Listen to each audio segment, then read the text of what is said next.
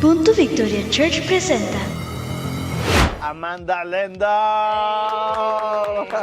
I knew there was a God ever since I was little, right? One time she threw me up the stairs and my eye got closed shut, and she yelled at me and she said, "Now go upstairs and sing Jesus Loves Me." When she left, I remember I had like a little radio. Always put on this gospel music, and always there was something in my heart. I was like, what is this about this music that is like so special, right? So unfortunately, my memories as a child is when I was little, not so great. But then when I was adopted, it got better. So my birth mother is like Italian Greek. Italian Greek. My biological father, I don't know.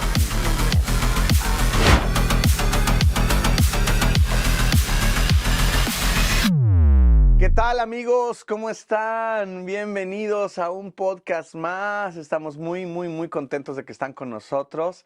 Qué bueno que te conectas con nosotros. El día de hoy vamos a tener una conversación preciosa con una mujer bien interesante, mi amiga, una persona que cada vez que platicamos vamos conociendo más detalles y más cosas y hemos pasado tiempo juntos. Además de que, lástima por ustedes, pero cocina delicioso.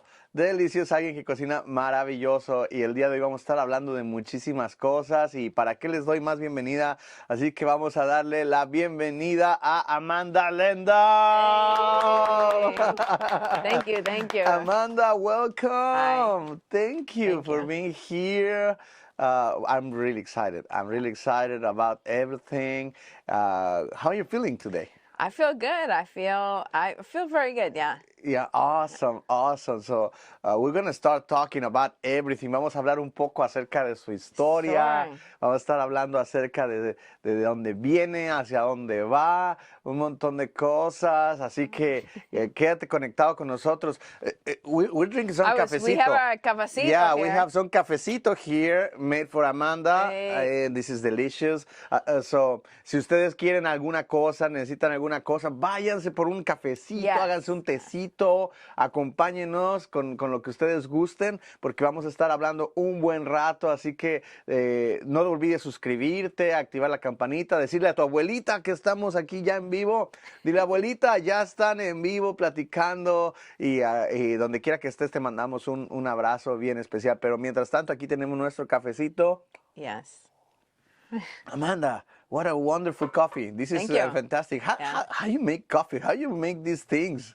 Well, I was talking to Angie, right? And I told her it tastes so delicious because on the outward way, I may not be so loving, but there's love in everything I do, all my food and stuff. So I just have a love for coffee. I have a love for food, right? Ooh. And I pour my whole heart into all of that.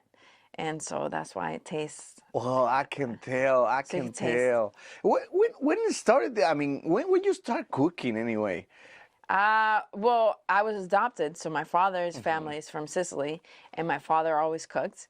And I would watch him. He would do everything from scratch. And I said, man,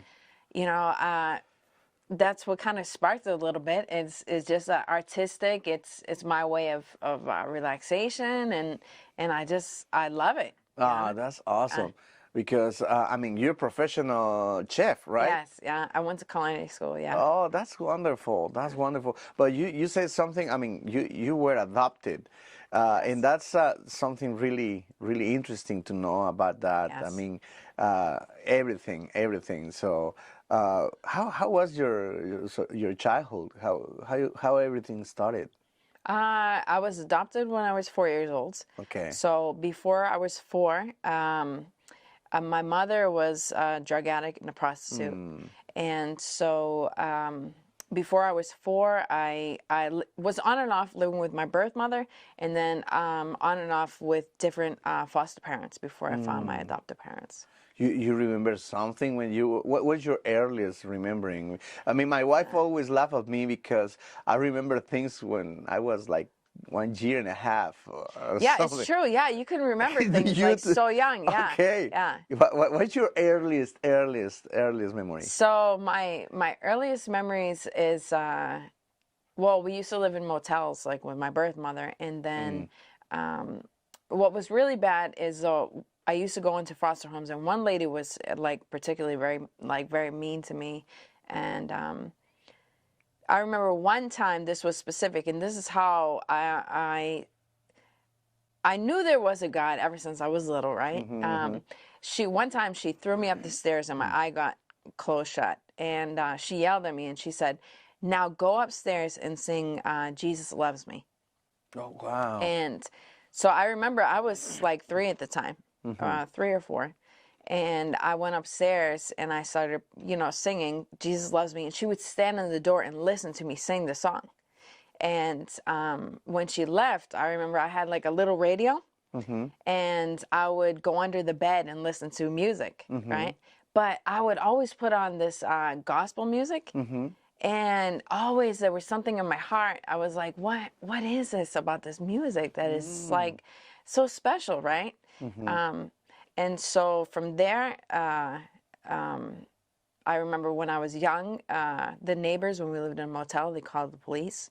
And that's how I got put into the state when I was, about 4 years old. Oh, wow. Yeah. Wow. So unfortunately, my memories as a child is when I was little, not so great. But then when I was adopted, it got better. Yeah. Oh, wow. So, well, we always talk about you like being part of Italian. Yes. Where's that? Yes. So my birth mother is like Italian Greek. Italian Greek. My biological father, I don't know who he is.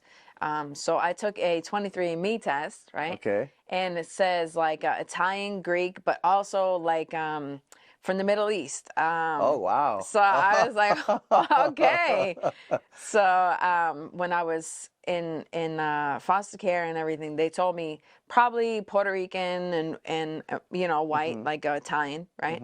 So my whole life I grew up, I said, oh, I'm Puerto Rican, Italian.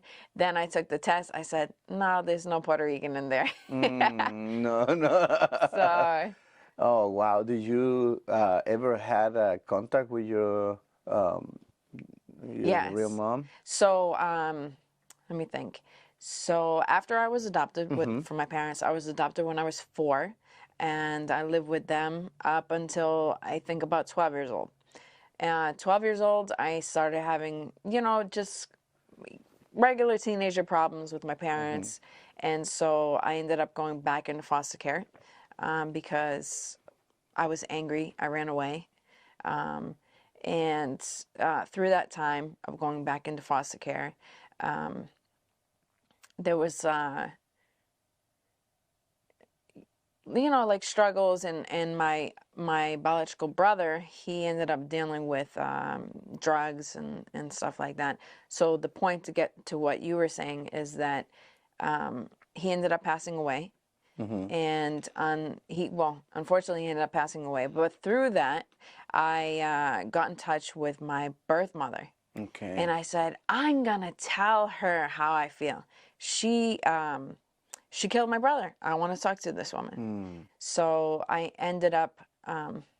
It sounds kind of confusing, and I don't mean to confuse you, but my family, my biological brother and myself were adopted together. Okay. So that's how we have that connection. My biological sister was adopted by her father. Okay. Because she knew her father. We didn't know our father. So we went into the state. She stayed with her father. So I stayed in contact with my biological sister, who was in contact with my birth mother. So I called my biological sister and I said, call her up so I can meet her. So it was just like this, right? We were sitting at the table. And she was talking, and I said, it sounded I was very angry because my brother maybe about 4 months earlier died. And I remember talking to her, and I said, my brother is dead. You should be dead. I remember I said those exact words. And she looked at me, and she says, I've been trying to kill myself since I was 13. And then she showed me stab wounds, gunshots, stuff like that. And I looked at her, and I accepted Christ maybe 2 years during that time. And I looked at her, and I remember very softly God said, man, I love her as much as I love you. And I was like, I can't hate this lady. She is a product of her life, right? So it's not like she was looking at me trying to feel bad either, like trying to make me feel bad. Like, oh, you know, she wasn't making excuses. She was just saying, I lived a hard life. This is the life I live. And what is your problem? She was not a mother like trying to console me or anything like that. She was just somebody you would meet like a friend, like on the streets. That's how she was talking to me. And when she said that, you know, immediately, only God can take away that forgiveness, because she gave birth to 4 children, and she was addicted to drugs, heroin. And I thought to myself, before I met her, I said, why didn't she stop having kids? Why did she continue to create these kids, exactly. right? And she said to me, well, you know, I had you know, pimps, and they would do whatever, and so I would just, a lot of times I'll still be high, but I'll be pregnant, but I have to make money for them. Yeah. And so this is it.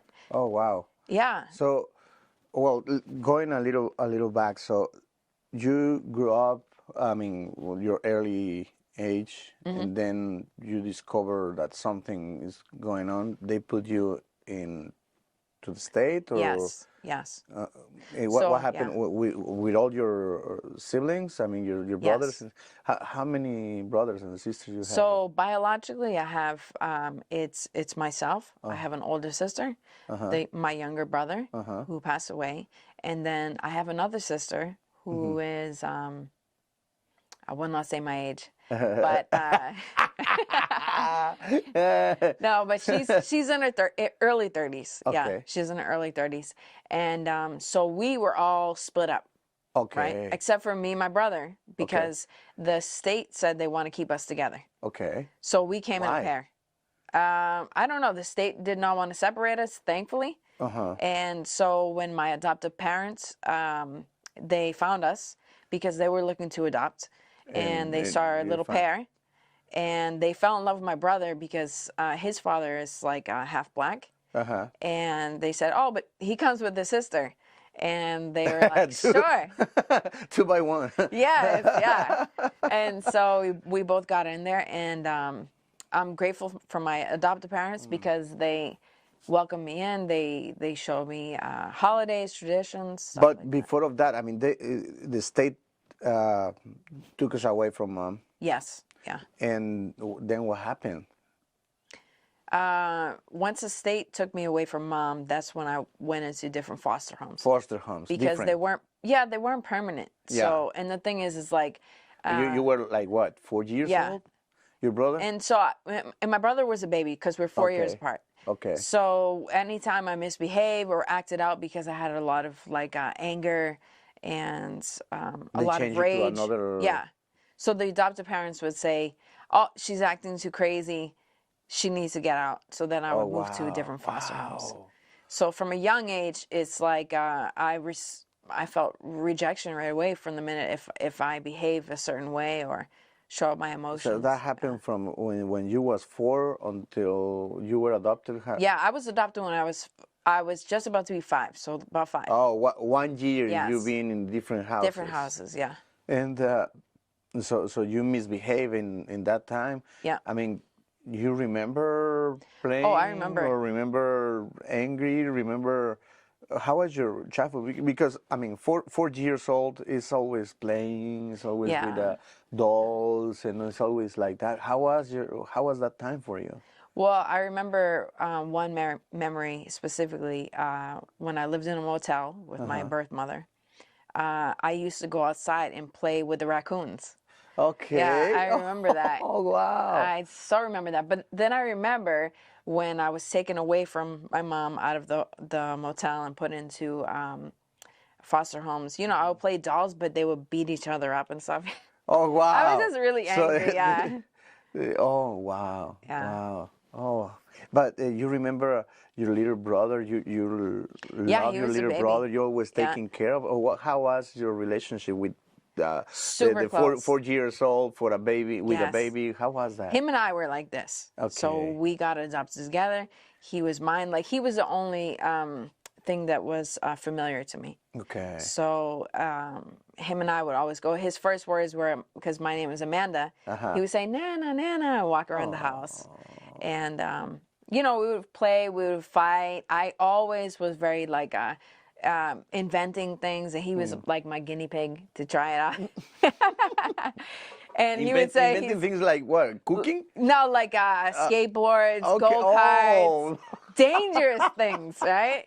And so I remember one time I would go outside. I created like a skateboard. A skateboard? You did it? But it had like the box, the sides and everything, and I had a helmet on and elbow pads and knee pads, and he had nothing. And I said, Kyle, I want you to sit in front of me and try this. He's like, I don't think this is a good idea. So he was the one. and he had no protection. Oh, obviously wasn't a good idea. And I was like, come on, it's going to be great. So he sits in the front, and he's like, no, I still don't think. And I was like, go. And I pushed it off with my arms, and we flew. Like there was this tiny little dip in the sidewalk. No. And yeah, it was... But always Kyle remembers me from making crazy things. Wow. How was your experience when, there's probably by 4 years old, you didn't understand too many things. Yeah. You were jumping from one place to other. And you remember the experience when you met your My parents, adoptive family, your adoptive family? Yeah. They had more kids, or it was only you two guys? What you remember about that? So my adoptive family, my parents, they adopted. There's 5 of us. They adopted everybody. I still remember, like when I first went there, they decorated my bedroom because I love unicorns. Oh. And they decorated my bedroom. I had a unicorn bedspread and everything, and little stuffed animals. And it was the first time that I felt like, wow, I have my own room. Like, I have my own, they bought me little toys, like specifically things I love, roller skates. Everything was ponies, right? And it was special. And I remember the day that we went to the court to get adopted. I was wearing a nice little dress, and they changed my last name to my adoptive family. Oh, wow. What was your last name? Libero. Libero. Libero? Yeah, Libero. You remember your original one? My original was Montgomery. Montgomery? Yeah. Oh, wow. Yeah, that's really And now you're Lendof. And now I'm Lendof, yeah. Oh, wow. It's hard to find you. Yeah, really... you won't find me. Oh, wow. So and the other brothers, their kids, how was the connection with them? And they were older than you? Yeah, so me and my brother, we were the smallest. Then my brother Eddie, he was like a couple years older. And then my 2 sisters, my oldest adoptive sister was already in college. Okay. And then my other sister, she was late high school. She was almost about to be in college too. So really the relationship was between me, my brother Kyle, and my adopted brother Eddie. Okay. So it was the 3 of us. We kind of grew up together. And how was the reaction of your adopted brother? Oh, they were super excited. Really? Yeah. Oh, wow. They were super excited. And because my adoptive family, like my adoptive sister is from Korea. So my parents flew over there and got her. So we were kind of all mixed anyways, a little mixed family. And blood. They adopt her from Korea? Yeah. They flew to so all Korea, of you guys were adopted? Yeah, all of us. Okay, so there's a couple that they cannot have any kids. Yes, yeah. Oh, wow. How beautiful. So they adopted all of us, yeah. Okay. Wow. So your brother was from... My brother, so my sister Christina from Korea, she's the only one that is international adoption. The rest of us were here in the U.S. U.S. Oh, wow. Yeah. And how was playing with him at the beginning? How was your first years with your adopted family? It was perfect. So we grew up in a beautiful house, and we They were lovely? Yeah, it was beautiful. It was really nice, yeah. Oh, how you felt like that? I mean, how, because you said, well, you had problems with the family when you was like 12? Yes, yeah. So what caused that problems? I mean, how was your childhood with them, and what you remember when things start turning gray again? I would say like when I adopted when I was 5, up until about 12 when I reached preteen, teenage years. I had a good time.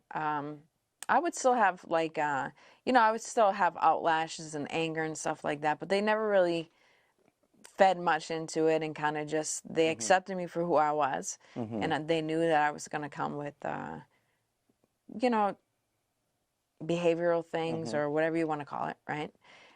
When I was 11, 12, middle school. Middle freshman. I remember you try to figure out like who you are, right?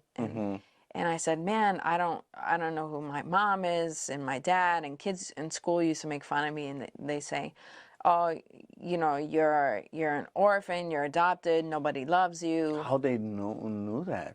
Well, because like I look Hispanic. Okay. My father is Sicilian. Okay. And my mom is Irish.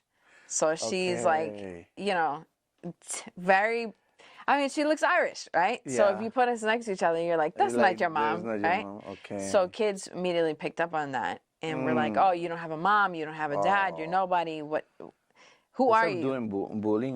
Yeah. And on top of that, your younger brother was half black. So he looked black. Wow. He had everything. He had the hair. He had everything. And I remember we grew up in a beautiful neighborhood, but it was all white. And I was walking to the bus stop, and one of the neighbors, the kids, they egged us. It's just a lot of hate, misunderstandings, and I feel like all of that started sparking up anger again. So remembering you or putting you back in the early memories of what happened. And oh, wow. And well, now, your adoptive father is Italian as well? Yeah, Sicilian, yeah. Sicilian, and your biological mom My adopted mom is Irish. Irish, so but your mom, Italian. your original mom is also Italian. Yes. So you always have something Italian. Yeah, it's that love, that passion in there, right? Yeah. So definitely there's something Italian in that. Yeah. Okay, wow. I kind of feeling a little bit of the frustration. I experienced also bullying, obviously, without that behavior or that situation, because my early years were not that without the suffering, let's say, at home. Yeah. But I remember I was imagine me being Mexican with this looking. I was like everybody was just treating me bad because of that. Kids are mean. Yeah, some bullying, and on top of that, I was 3 years younger than the rest of my group. So that became building some feelings, but obviously in this case, it's interesting how you start remembering the early memories and became what you feel about your parents. Because they were trying to do something good, obviously, evidently, with you and your brothers, and probably they had not opportunity to have their own kids, but they decide to make a difference in the life of these kids.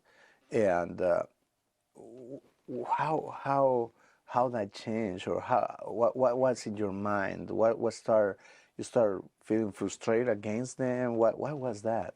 I think that as I was getting older, I was going to counseling, and my parents were really trying really hard to help me, but I was so full of like anger that nothing was gonna stop me. I couldn't hear anything. I didn't want any help. And I remember my father specifically saying, he's like, man, we did this because, we love you guys. We wanted to open up our family, but I'm not capable of I didn't realize it was going to come with all of this other stuff. And so really the point of me leaving my adoptive parents' house, it was my own decision. That's why I ran away, and I was running away from everything. So you was the one. Oh, I absolutely decided. Yeah. Just to move away. Yeah. What was the relationship back then with the other brothers, older brothers and sisters? Yeah, I at the moment I left everybody behind. I didn't Even even your think younger about brother? anybody. I'd left my younger brother behind. Yeah. So Yeah. then I went back into the state on my own decision because I was like, I don't want to go back to my adopted family. And then, Back then, your younger brother was, what, 4 years difference? yeah. Uh, So he was like, how was his reaction 9. about this? Honestly, I know he was probably devastated, but I didn't even wait around for his reaction. For some reason, I was just going. He remains with Yeah, he stayed with my he adopted stayed. family. Okay. And yeah, it's just a lot.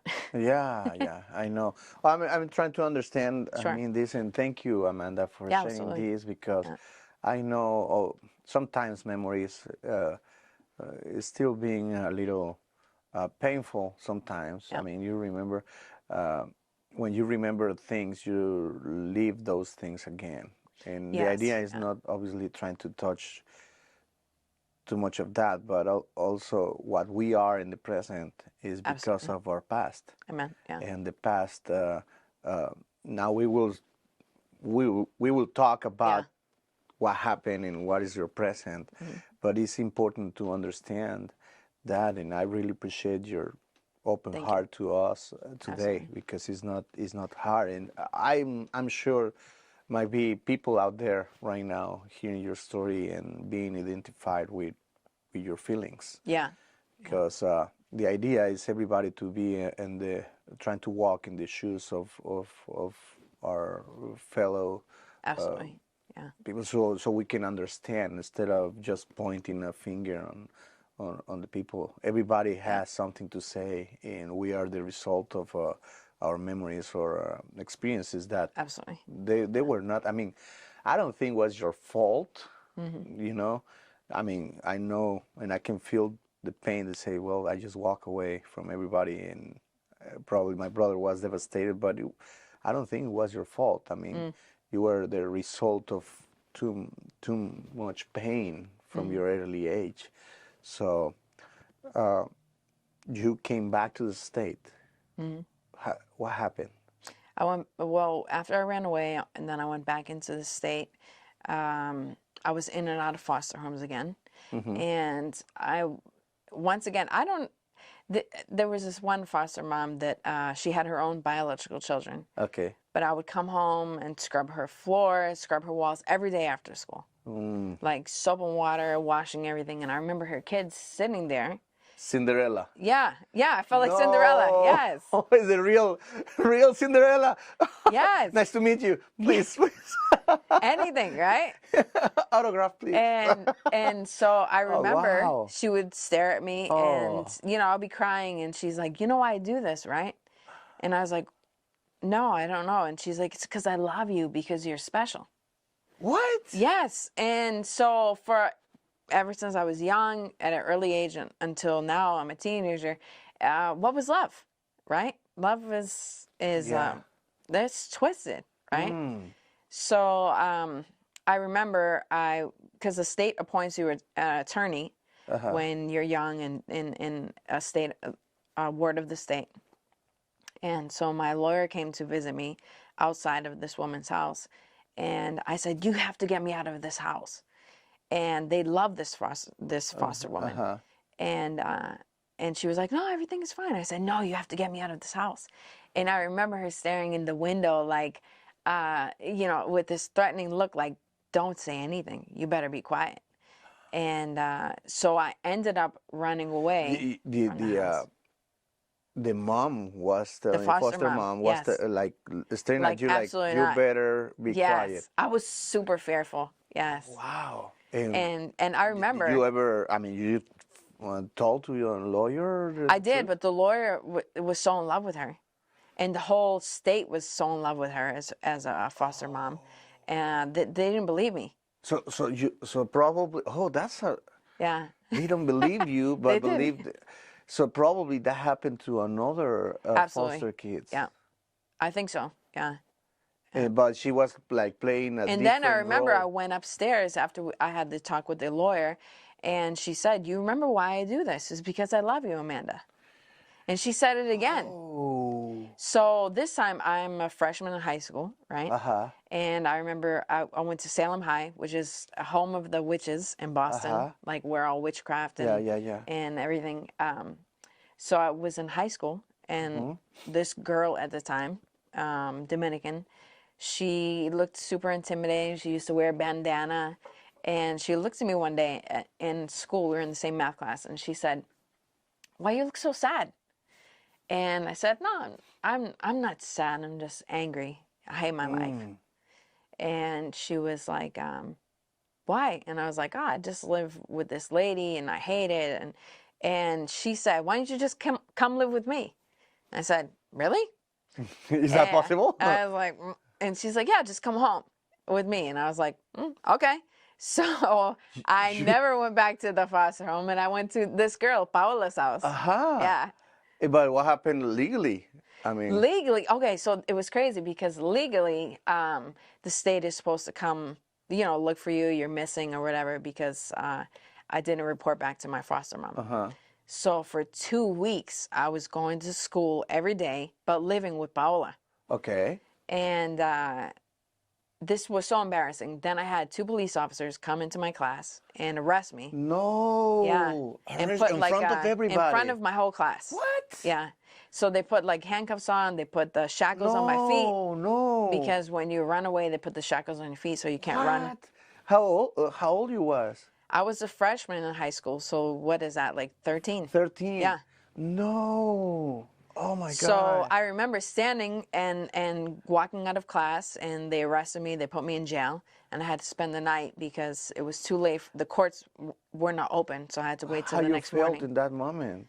I mean, you never experienced such a thing. I was so numb from life that I was just sitting there, Whatever. angry, just like empty, just sitting there waiting for the next day. And I remember I went to court, and they were saying all these things, and I said, "Excuse me, Your Honor, can I say something?" And she said, "Sure." And I stood up and I said, "Not for nothing, but I have been going to school every day. And so if you wanted to find me, you could find me. It wasn't like I was out missing, doing drugs or doing anything like that." I said, "I just wasn't happy where I was," right? And I remember the judge took off her glasses and she said, "On behalf of the state of Massachusetts, we're sorry. We have done you wrong." And she said to me, "Where would you like to live?" So so much favor, right? Just from... because for me, it wasn't like I was mad, and thankfully I never really got into drugs or alcohol or anything like that. I was just angry, and I always thought to myself, I'm gonna make it, but I still deal with a lot of emotions. So I was very distanced from people. So when I got to live with Paola, that's when I lived with her. That's when I met my foster mom, Josie, Dominicans. Yeah. That's how I speak Spanish. So they turned into your Yes. legally foster parents. Yeah. So legally, they became my foster parents, and that's when I met Josie. And Josie said to me, she's not going to speak any English to me, only Spanish. And I said, "Yeah, sure." And so, ¿Qué lo que? Yeah, que lo que, like the Dominicans. So you became a little Dominican now. Absolutely. Italian, Dominican, Irish. Well, what's crazy is when I came home with Paola, right? Her mom made the mangú with cebolla y huevos y salami, right? And I was like, my eyes just bulged out of my head, and I said, "You eat this every day?" Oh my! And she's like, "Yeah, sure. Just sit down and eat." And I said, "This is amazing." Wow. So immediately, like, I fell in love with food, and Paola's mom, Miguelina, is like an excellent cook. So she showed me how to make things. Josie makes her like Dominican food. So I was just around food and love. Wow. You experienced that love before?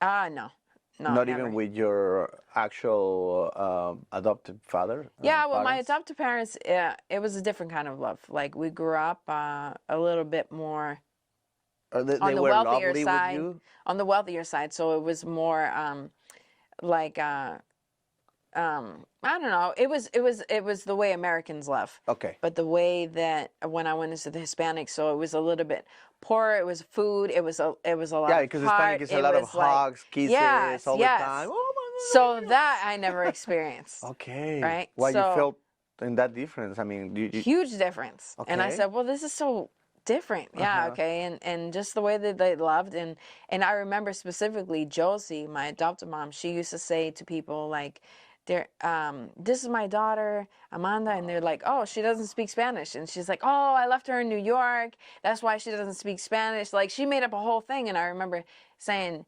you would still say I'm yours and not explain to anybody that I'm an orphan or I have no family, I'm nobody. And she always explained, like, you're mine. From day one, that I was always hers.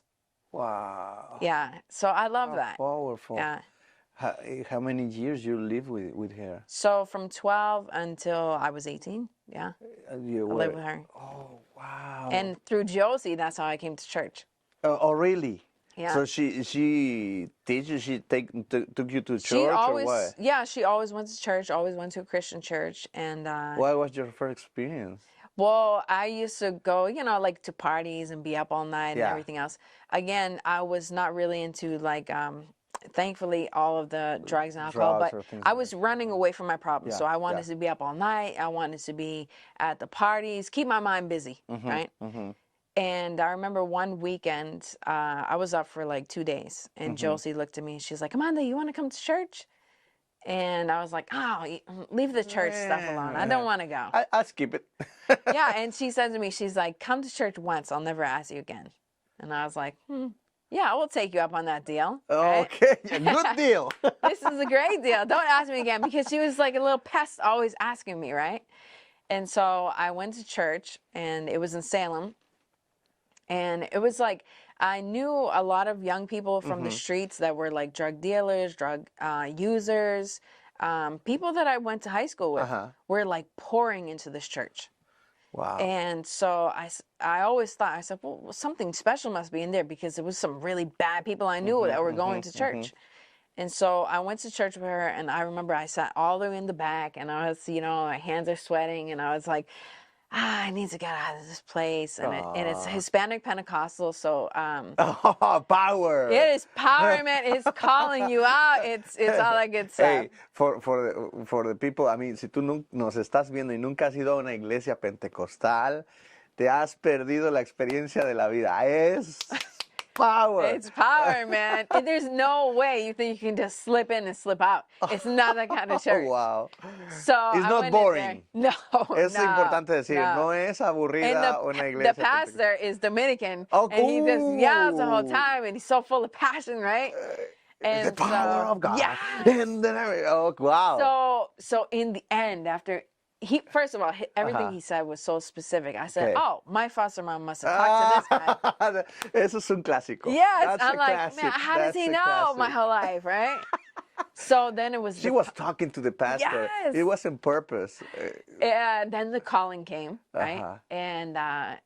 And said, just come up to pray if you want to accept Christ, and all that is very foreign, because growing up, I grew up Catholic.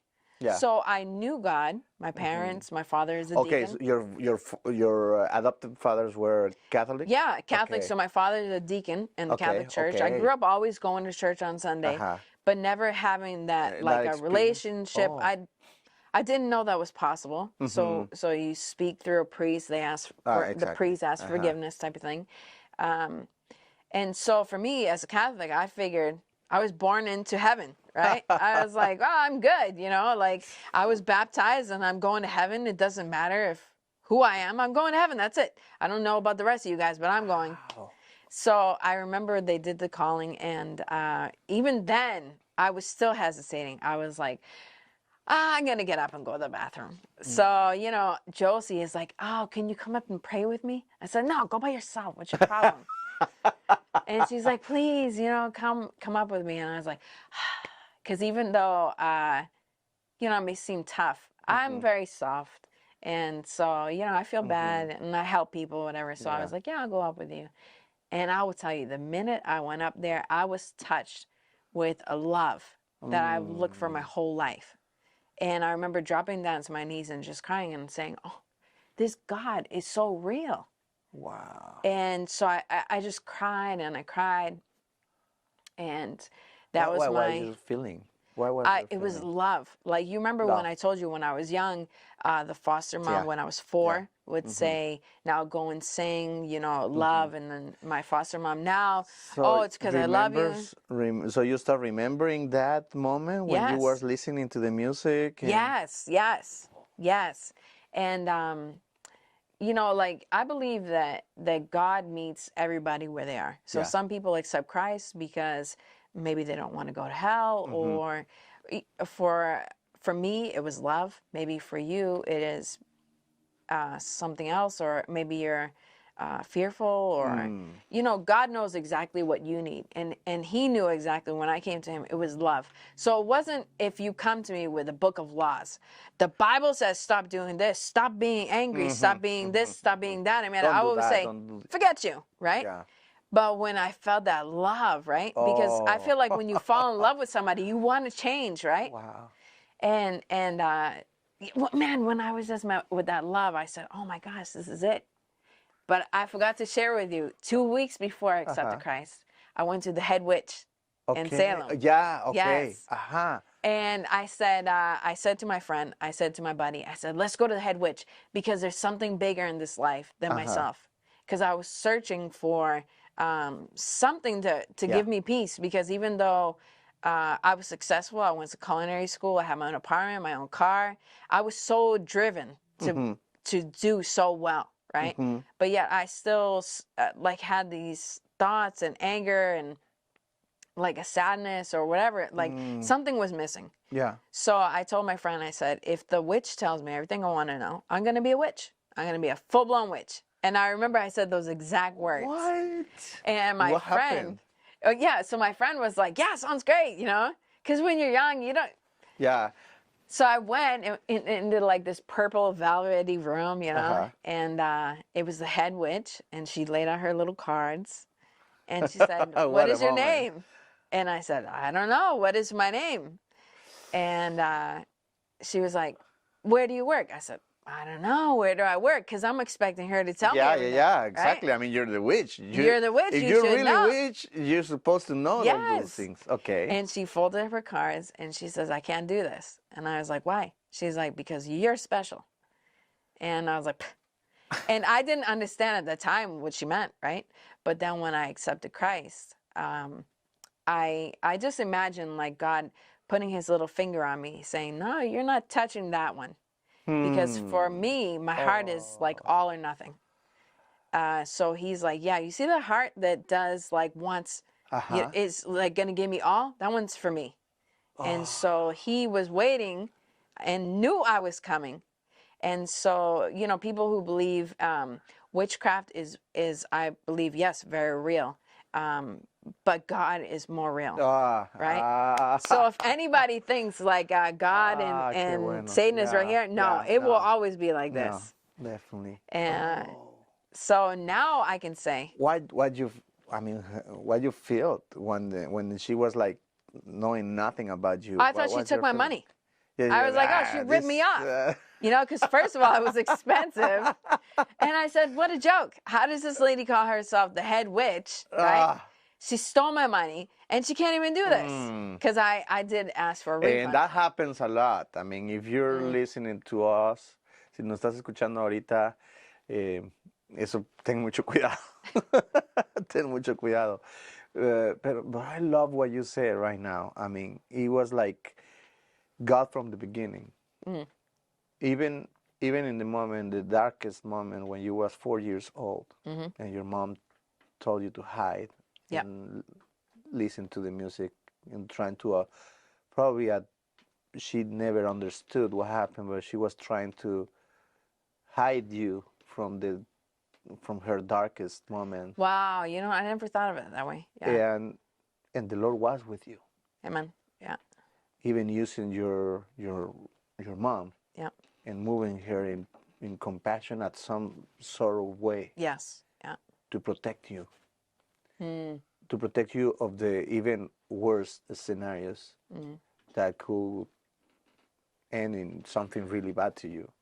But the Lord was with you from day one. Amen. Amen. And He was preparing all these experiences, even the darkest experiences in your life that turn into some sort of bad memories or sadness or reactions or all those things that you hated at the moment. But the Lord was with you, protecting you when you was 4 years old in that motel. And then follow you entire life until that And it's moment. so crazy because I always knew that there was a God, you know. I always knew. And I feel like I was not mad at God. I just figured this is my life and I'm going to make the best of it. But yet I feel like now it's like, what does it say in the Bible? I've come to give you life and life abundantly. And I remember when I read that, I kind of just laughed a little bit. I was like, life abundantly. I'm just kind of living. I'm keeping my head above the water, right? And I used to say, I was like, well, but that's what you say. Exactly. Show me abundance.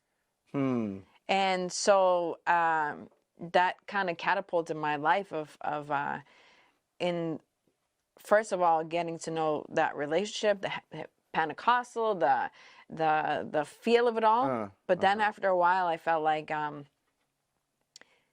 I had so much like feeling on the outside, but I had no ground in the Word of God or anything like that. But the funny thing about this, or the wonderful thing that we can think about this, is that how can you know and experience love and know that is love if you don't experience all that pain? Yes. Yeah. I mean, if everything is good all the time, it's gonna be really hard for you to understand the love, the real love of God. That's a good point. Yeah. So you were living in the darkness until the light came. Yes. To your through your Dominican family. Yeah. And you experience something that you never experienced before, and you compare with the other things, and now for you is something real, because you experience the other thing, and you say, well, there's a big difference between the life that I supposed to live versus the life that the Lord is giving me now. Amen.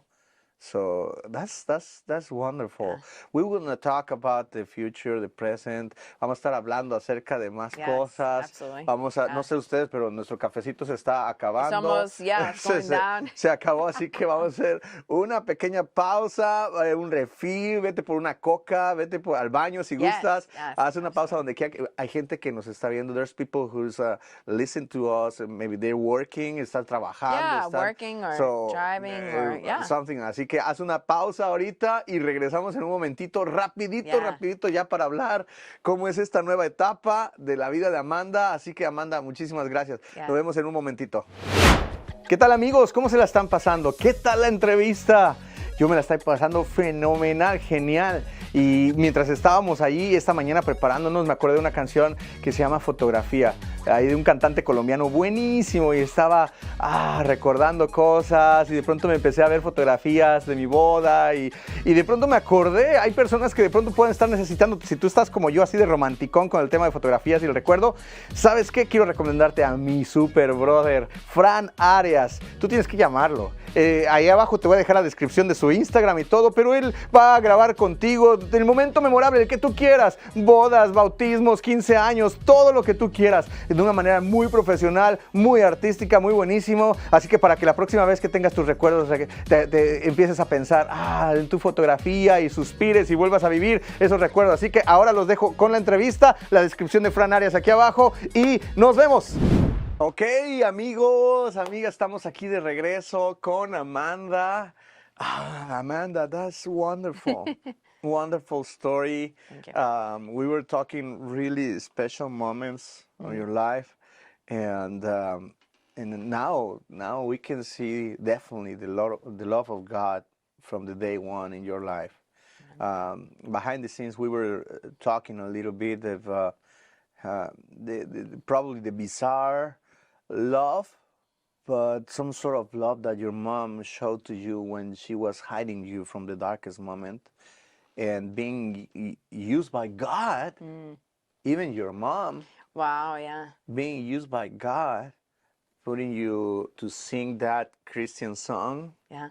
Even she wasn't Christian, but trying to hide you from the darkest moment. We were talking about your early life. At some point, a good amount of years, everything was good, everything Yeah. was okay, Yeah.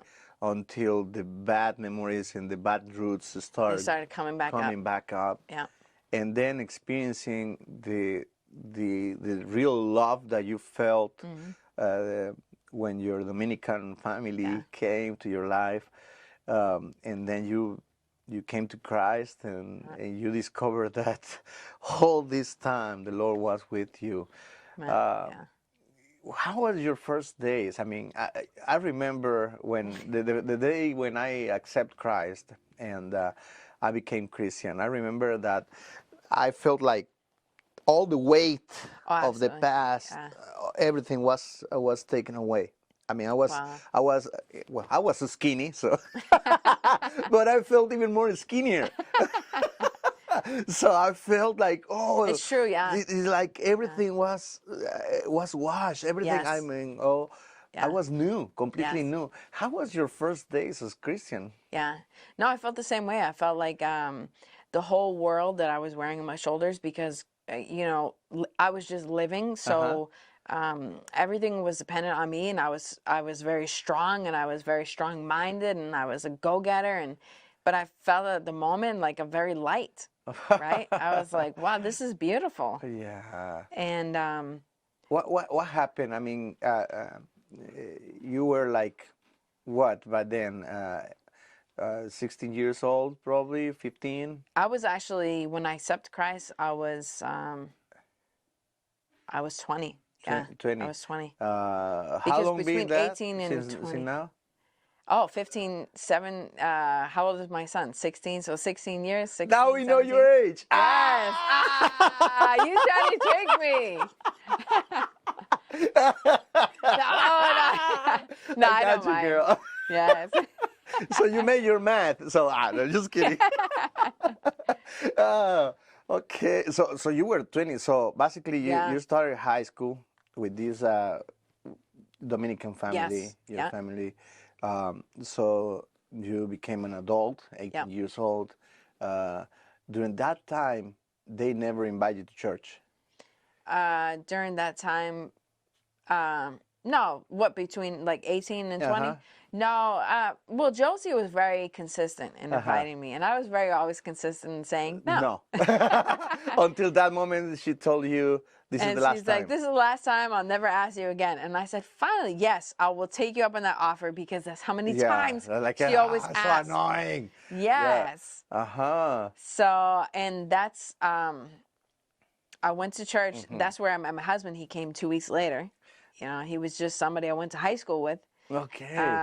So you were in the same high school. Yes, we went to the same high school. So my husband was a very, like popular guy and stuff. And for me, I always stayed to myself. I was liked by everybody, never had any problems. But I was fine being by myself. I had one friend, Paola, and I was so good with that. Yeah, right? yeah. And so when I saw my husband, he accepted Christ, and then he came up in the altar to give a testimony. You were Christian, but then. Yes. Okay. Oh, I was, yeah, like 2-3 weeks in. I was new. Okay, so you're brand new. I was brand new. And I looked up at the altar and I said, I feel like I know that guy. And when somebody comes to Christ, you will even see, like in the photos, they look very different from their old life, from their new, because their old life, when they're new, it's like God makes them new and everything, even how they look, right? So that's why I was like, I feel like I know that guy. And I said, but he looks so different, And he was giving a testimony, and he talked about how much he loves his mom, and he has his sisters and everything else. And I said, wow, he loves them so much. He can love me. I don't know why I thought about that, right? Love is in the air. So, yeah, I remember I was worshiping, and I was still so sad from like a lot of, traumas and stuff. And I said, God, I just really want you to give me a hug. You know, I just want to feel a hug. And Henry came up behind me and hugged me. And I had my eyes closed and I turned around and I said, why did you hug me? And he said, I don't know. I just felt like I should hug you. What? And I was like, wow, that was weird. And I walked away, you know. Because remember, I'm not very like loving, physical kind of person, right? And then he started like talking to me, and I smile a lot when I talk, right? And I remember the first time we went to dinner because I was super skinny at the time too. Not Come on, girl, you're not skinny. Like no, but I was like 120 pounds, right? And he always said, he's like, man, I need to feed this woman. She looks so sad and like, you know. And so he took us out to eat. And I was, you know, I love food, right? So I was ordering everything on the menu, and the waitress came over, and she was like, looking at Henry at the time, and was like, "What would you like?" And I was like, "Oh, he will have this with that, and you know, hold a little bit of the sauce and linguine or whatever." And she was like, "Oh," she's like, "I'm just gonna talk to her. Do you mind, sir?" And he's like, "It's fine." So I ordered for him, and we were eating because I usually, if his food is better, we switch because I like to eat the food that is better. And hey, that happened to me all the time. Really? Yeah, but so does your wife share? No, she always wants me to share. Yes, that's what happens. And you know, he was so happy to say, "Yeah, sure, take my plate." And I said, "Oh, this is nice." So I would take his food, and I remember I was laughing. I always laugh, right? Because I feel in a life of the world that is so heavy, if you don't laugh, you will. Yeah. What's gonna happen? Yeah. I didn't want to be overcome by depression or like, because the world always told me that you have an excuse to be an addict, you have an excuse to be promiscuous, you have an excuse for misbehavior, Amanda. You're fine. And I remember talking to a counselor once, and he told me that, and I said to him, I said, "Wow, that sounds so grim." I said, "There's no hope?" And he said, "No, you'll always be like this." Yeah, and I was like, "Wow, that's so, like, there's no freedom. There's no, like, I was just born into a bad life, and so this is who I am." No. And always I was striving for something more, but yet I still found nothing until I came to God. Because I was technically a good person. Yeah, right? exactly. I wasn't, you know, like people say, I wasn't killing anybody. I wasn't killing myself, nothing. But I was killing myself like angrily, maybe going down a dark hole. But yeah, so we went out to eat, and he said, "You know, you're funny. You're weird." That's what he said. "You're weird." And I said, "Okay, thanks." And I was like, take that like as a compliment? Yeah, I was like, that's not really a compliment. And he's like, "You smile all the time. Why do you smile?" Yes. And let me tell you guys, ella sonríe todo el tiempo. That's something really special about you. You always smiling. How are you? I'm sad. What? Yes, I'm sad. Yes. I'm so mad at this moment. And she's just laughing. And I just laugh. Yes. Oh my. So people don't know if I'm really. Wonderful. Yeah, thank you. And so for him, I was like, well, okay, thanks. And I'm smiling again. And he's like, "Why are you always so happy?" Right? Ooh, and I said, "Well, I don't know. I just think that life, you have to laugh. It's whatever." And he was like, And he thought about that because Henry was very somber, very, serious. He never smiled. And I remember when I went to go meet his family, his sisters, they definitely did not smile, especially one of them. Oh, and I really? said, "What's wrong with her? How come she looks so miserable?" And he's like, "Oh, she's fine." And I was like, that's so strange to me.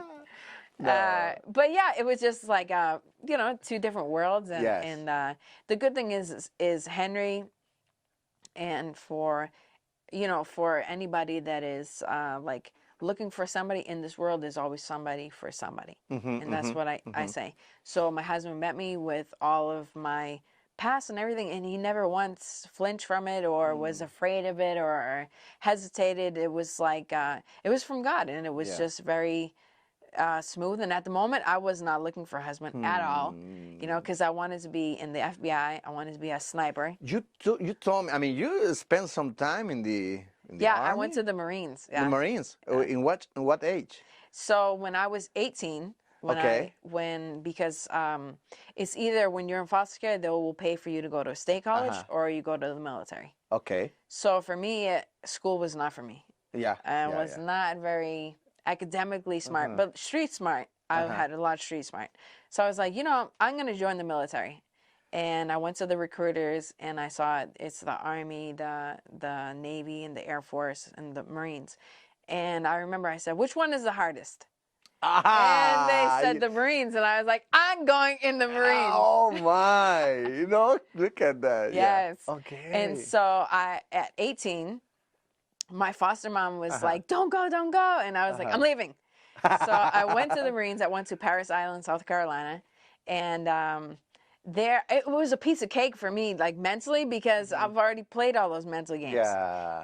And really, it's you can't take it personal when they're yelling at you, whatever, because they're just training you up to be, ready, a machine. Like, they break you down, they build you up. I've already been broken down so much, so the screaming and everything, I was like, I'm ready to yeah, build up. it was this so is great. I was so like, down that it was a walk in the park. The only thing is that I can't really walk too straight, so my marching was not so good. Or I would hear I'll be like dyslexic. I would hear like a left turn. I would turn, right, and they're like, "Where are you going?" I'll be the only one going to the right. Yes. To the left. Yes. And so it was not good. My. But they love me over there, the drill instructors, and because I listened to orders very well. And I was just very strong, maybe not physically strong sometimes, but mentally strong. I could go through anything, right? Yeah. And that's what they love. They're like, oh, we pick out this one. And actually, one of my God moments when I was in the military, I was shooting my rifle in a prone position, like in the grass, on the rifle range, trying to get qualified. Yeah. And I heard a voice that said, get up. Like it was right over my shoulder when I was laying on the ground. And I looked over. It's almost as if you were standing next to me and you told me to get up. And I said, what? Oh, so then I kept shooting and I said, get up. And I kind of just ignored it. And then the third time, the voice said, get up. And it was like, it took me from the collar. This is not physically, but it felt like it. It took me from the collar and stood me up. And I stood up, and they started yelling, cease fire, because when you cannot stand up with live fire going on, you can't. And I stood up, and I had a drill instructor here and here and here, and they were all screaming at me like, what are you doing? What are you doing? And I just stood there, and I said, I don't know. I need to go home. And they said, you cannot go home. You belong to the United States. And I was like, wow, I just need to go home. And so I remember. So serious or smiling? I was super serious. Yeah, and they were like, but you're like one of our best, and this and that, and I said, wow, I don't know what I felt like. I just needed to go home. And so my biological sister was home. I didn't have much of a family, but I had my adoptive family, and something just told me to get out. And I knew that you would get dishonorable discharge if you leave, or you have to be like suicidal, right? That's how you get discharged, or mental things, right? And so I remember I went into the platoon that for all the discharged recruits, and they took away my shoelaces. I was super degraded, like I was going to take my life, and I was like, I'm not going to take my life, like this is going so well, and I was 2 weeks shy of graduation. Wow. In South Carolina. Yeah. Oh. And I was walking around with no shoelaces, and it was like the girls. I was in a female platoon, and they said, "Oh, you'll be here forever," like they just keep you here to mess with you. And I was like, "Oh, whatever," I don't care. And by then, I was super depressed, and I was like, I found something I was really good at, and now here I am. It's taken away. I'm nobody again, and it was like maybe 4 days I was in the platoon, and they had a list of names, and they called my name. Wow. And to go home, and I was like, I'm going home, and all the girls were so angry, like, how did she get it? And at the time, I didn't realize I went home. And I tried to kind of mesh in with civilian life. And I enjoyed the military because it was very structured, right? So and it distracted me from doing things. And then I felt like I was doing something good. I was serving. I was going to serve my country. I was going to be, but I still had all the pain and the hurt and everything. And now I realize it's like God didn't have that military life for me either, because I could have taken that very seriously, but salvation would have not have been in the question at the moment, because I was angry. It was like, I die, you die, we die, we go together. Let's do this. Let's do this. Yeah. And so the military, they love that mentality, but God is, I remember now I can say, because I've walked with God so long, he's like, oh, I want to heal that heart. I don't want you to just push through and go to war and everything else. I want to heal that heart. And now I can understand. So wow. And then you mentioned something about your sister. yes. Your biological sister, she was at home? Yes, she lives in Massachusetts. Okay. So she had her own apartment, and she had You her kept kids. in contact with her. So ever since I was a little girl, we kept in contact, because it was mandated by the state for us to keep in contact. Okay. So we would have visitations. It wasn't often, a couple times a year. But What still, I happened kept with in your contact. brother?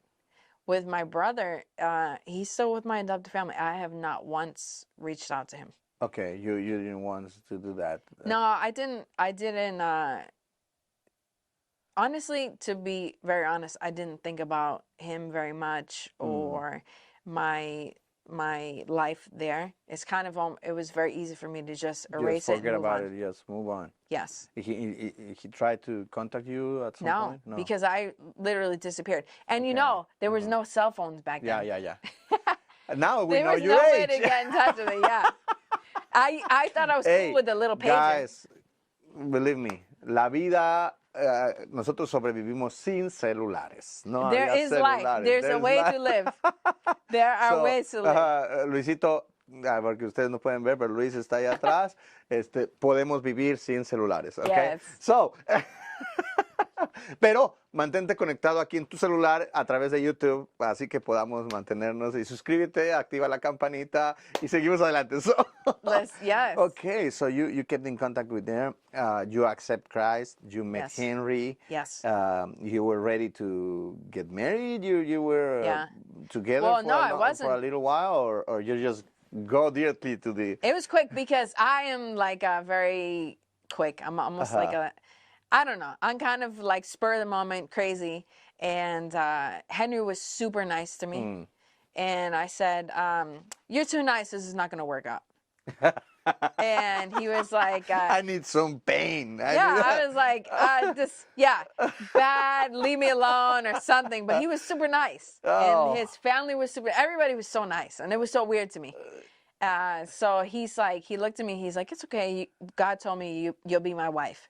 And I said, God was wrong. I'm leaving. And so I left. Like 2 weeks, right? He didn't call me, because I figured, I was still young, attractive, right? And I'm thinking, why he's not calling me, right? And so, look at me. Right? He's not calling me.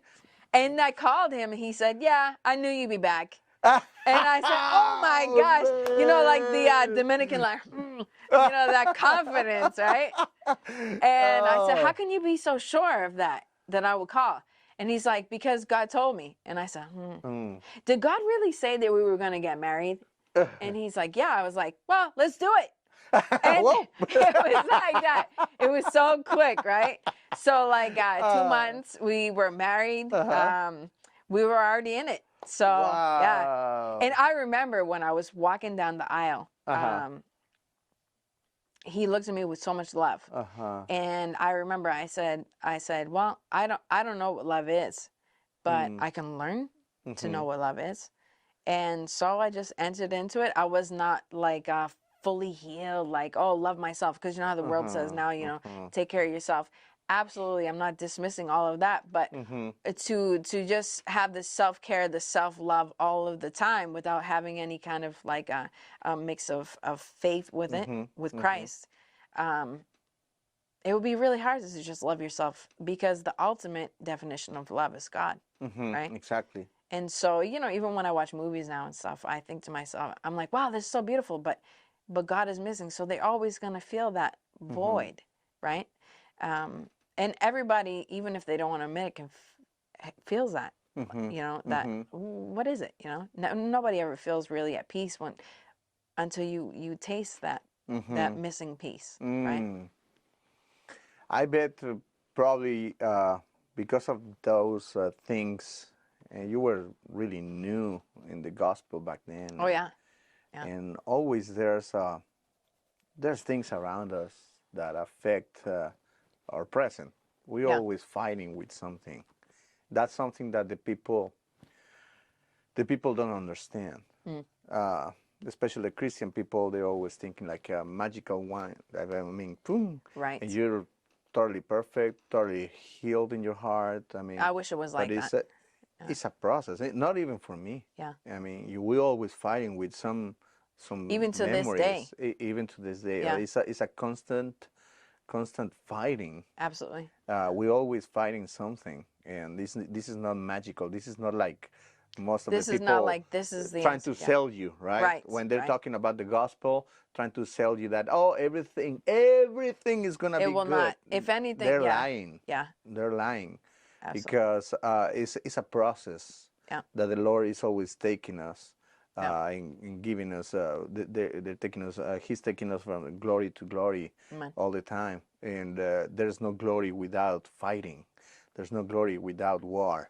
Yes. And there's sometimes war in our minds and our heart. Yes. Our memories, all those roots that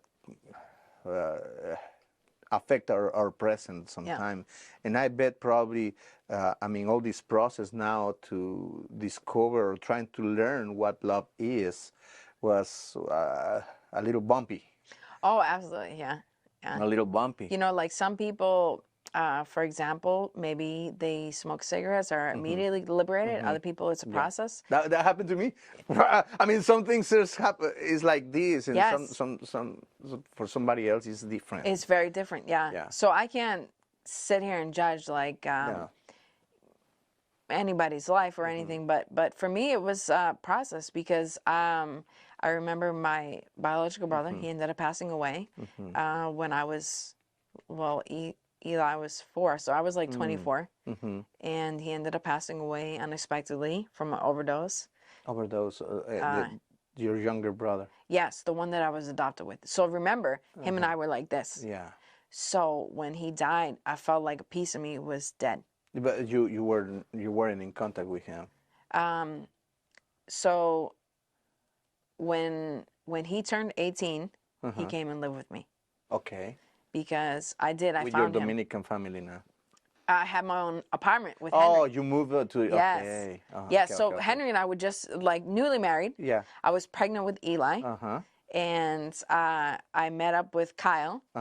And I said, Kyle, when you turn 18, you can come live with me. And he was super excited. And so he came and lived with me for a little bit. And but even for him, I tried to help him. I washed his clothes. I fed him. I did everything. But yeah, he was so sad all the time. And he was so sad, like a deep depression. Sometimes that he would kind of... How was that re-encounter with your brother? I was so excited to see him, but he looked totally different. He looked so run down, like the world he just... told you why you left me or something like that? He never asked me that. He kind of knew. I don't know, for some reason he never asked that. He understood. Yeah. And so he just looked very different to me. So I was like, oh, I'll fix him. And I used to get him, like, send him to the barbershop. He would get his haircuts and he looked so handsome, you know. But yeah, he was always still so sad. And I remember one time driving to drop him off because he moved out of my house. And then he was living with another roommate. And I said, you know, Kyle, why are you so sad, man? And you kind of like almost a little bit smell, you know? And he was like, oh, I'm just so sad. I don't understand. And at the moment, I didn't understand like depression or anything. For me, it's like, clean yourself up and go into the sunlight, you know? And I remember the night before, the night he died, he called me on the phone because he did accept Christ. He went to a Hispanic Pentecostal church. Okay. To the same church you were This going? is a different church. Different church, okay. So, but same in Salem, Lynn, Spanish, you know, because everybody we grew up was all Dominicans. Okay. So, he called me the night before he died, and he said, "I'm so excited! I can't wait to go to church with you tomorrow." And I was like, "Wow, okay, yeah." And I hung up the phone, and I said, "My brother just called. He sounds too excited, though, you know." And he ended up passing away. But I remember God told me, He's like, when he died the next morning, I was screaming, and I felt like the only thing I really knew that was mine is gone now. Everything else in this world is gone. He was mine, and now he's not here. And God said to me, He's like, I took him home. And I said, in my head, I was like, I don't understand that. How do you do that? And so I remember, walking through that and wanting to take my own life because my life was shattered, right? I just didn't understand all of that. And so I was so broken that I didn't even know how somebody was riding their bicycle or like simple things. I couldn't eat, I couldn't drink, I couldn't nothing, like function as a human being. And I remember I said, God, serving you 5 years, this is how you would treat me? Oh. you would just take away my brother? And I remember, not in a mean way, God said, this is the only way you would listen, like for me to lose my mind. And I said, well, have at it. And God is like, you ready? So my process for healing was like 7 long years of it, right? Because always for me is like I muffle it. I keep it underneath. I don't pay attention to it. And it helped me understand, you know, the struggles of that people go through. And even though I don't even know, like, I don't even know what to say. So. Yeah. Well, it's really powerful what you're saying, because most of the people always, when they experience something sad or something that is not working good, even if they're Christians, Right. the first thing they ask is, why me? What kind of God you are? You say you are love, and now I'm experiencing this and that and such and such. And probably it's because I'm thinking even the church, even the Christian, they sold us the concept of Christianity being all happiness. Yeah, and the good gospel and the rainbows and cupcakes all the time. You live your best life now, type of thing. Yeah. Exactly, you know, and yeah, we experience we learn about trusting God in a different level. Takes time to do that, but also takes time to understand that in the world we will have a really bad situations. And if you see the apostles in the early age of the church, they experienced persecution. They experienced a lot of pain. They were sacrificed. They died because of Christ. Their life was not rainbows and cupcakes, but they were willing to die for Jesus. They were willing to, because we understand it. Jesus told us in the Bible that in the world we will have trouble. We will, but take heart. Yeah, I will overcome. Yes, exactly. And that's all what it matters. I mean, because in the life, definitely we will experience these kind of things, and I can't imagine how painful it is, and I can feel probably still being a little painful. You're still in the process, because because it's not like the people say, hey, just get away. I mean, the Lord has everything under control. Yeah, He has everything under control. That's for sure. But we are in the process. We are walking towards His purpose to us, and that's the only thing that matters at this moment.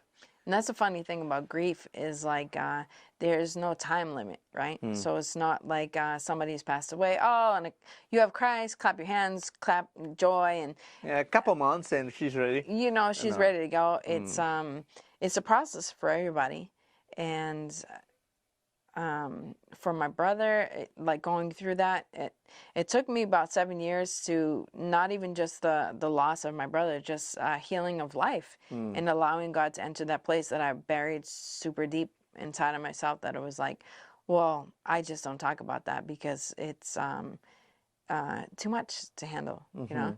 But now, like I said before, is I can freely talk about it now because God has really set me free from that. And that's why I can talk with like clarity and a peace about it. But in the midst of it, absolutely not. Like how do you explain somebody, God taking somebody that you love so much from you, but then you realize you know, through walking with God, that somebody who is suffering so much in this world, God loves them so much that he would literally just pick them and bring them home. And that is love, more than a love that I could ever understand, right?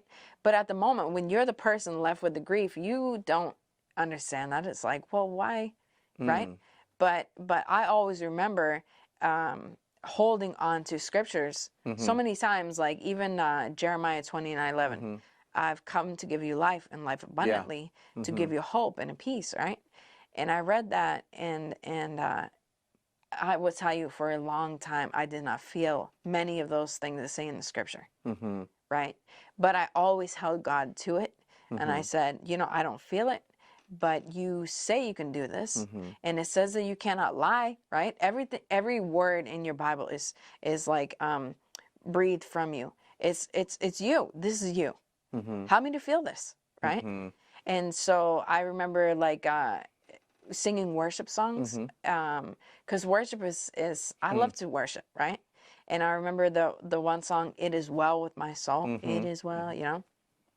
And I read the words up on the screen, and it was like a father holding his hands up, catching a child. And I said, oh no, I could never do that, you know, in my head. And then I put my head down and I said, but you can show me how to do that, right?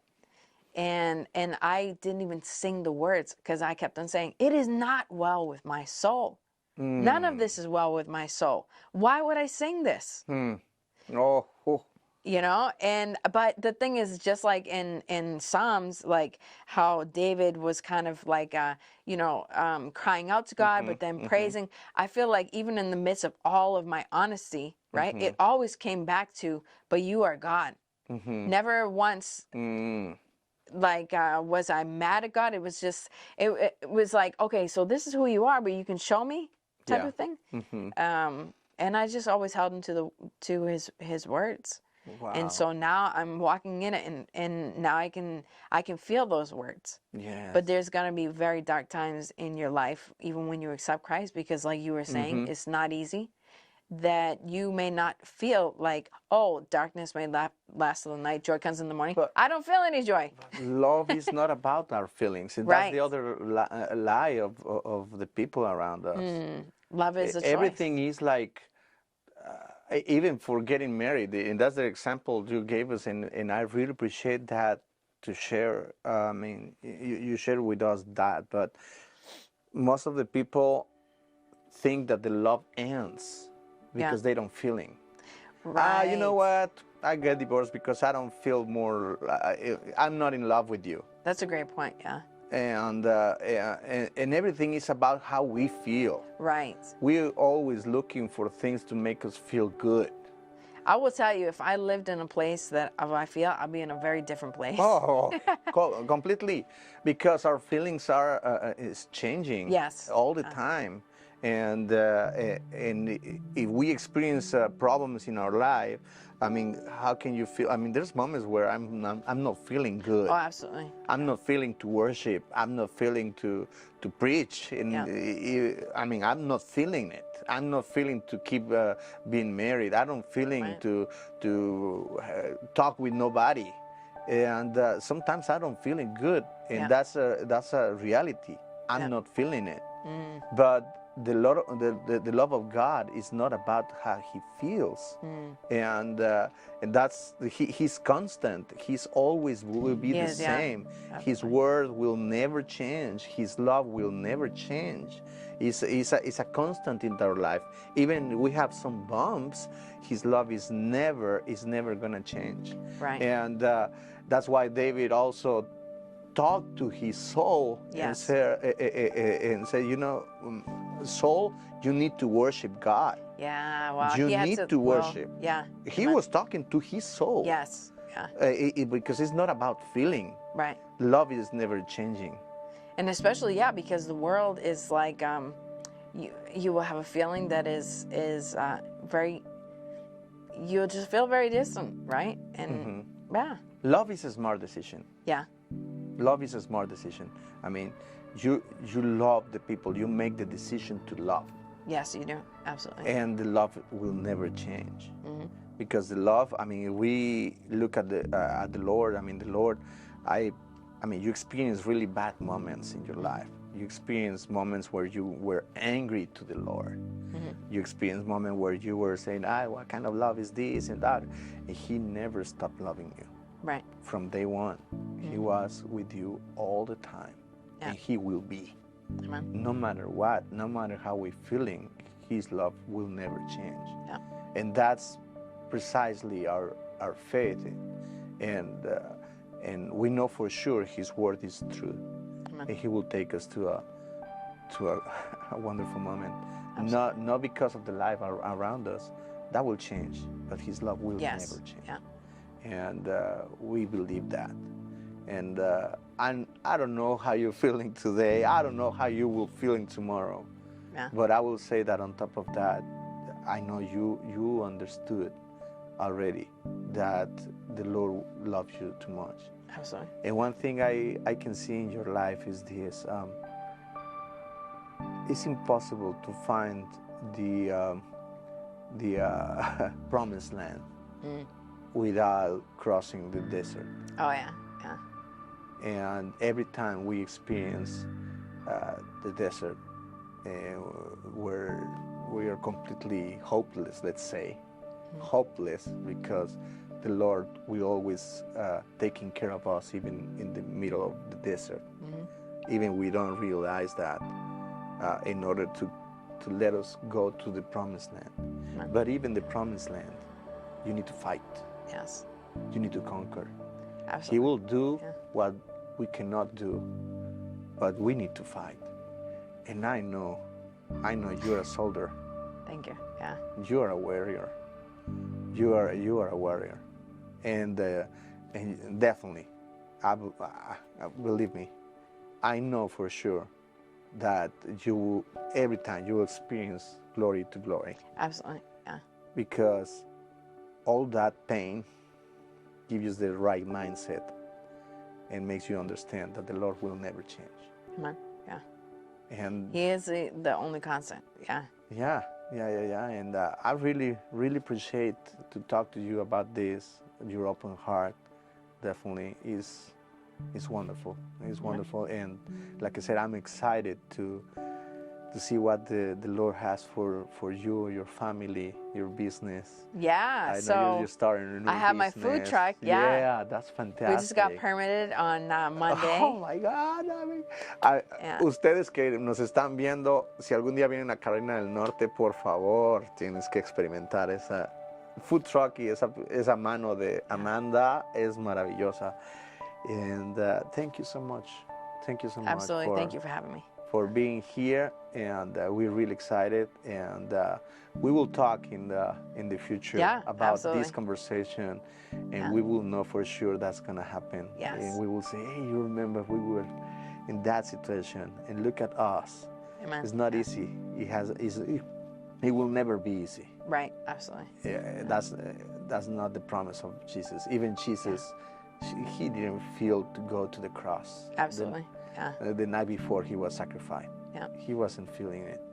He was like asking, Father, pleading. Yeah, don't please. do this, please. Yeah, send somebody else. If I can, what is it? Take this cup from me. If I could just not do this. Yeah. But I will do your will. Yeah, amen. Yeah. And that's what we're doing. And it's that willing heart. Yeah. It's just that willing heart. So there's going to be many opportunities where you don't maybe necessarily feel like doing something, or but it's God is looking for that willing heart. That it says, here I am. Yeah, right? exactly. It's hard to say that because it's very easy to look at your own personal situations and say, well, actually, I'm really busy and I'm this and that and I'm going through my own stuff. But you just pause and say, okay, here I am. And God will give you that strength to do whatever it is that you're supposed to do. Wow. Wow. Hey, Amanda. Y todos los que están aquí, Amanda Lendof con nosotros, de verdad. Si te gustó la entrevista, si fue bueno para ti, escríbenos en los comentarios, por favor. Suscríbete a nuestro canal, activa la campanita. Vienen muchísimas más conversaciones como esta. Si tú crees que esta conversación le puede servir a alguien, por favor, compártela. Compártela con tus amigos, con estas personas. Y nuestra oración es que te vaya súper bien. Y nos vemos hasta la próxima. Así que, chicos, gracias. Hey. Nos vemos en la próxima. Bye. Bye. Arrivederci.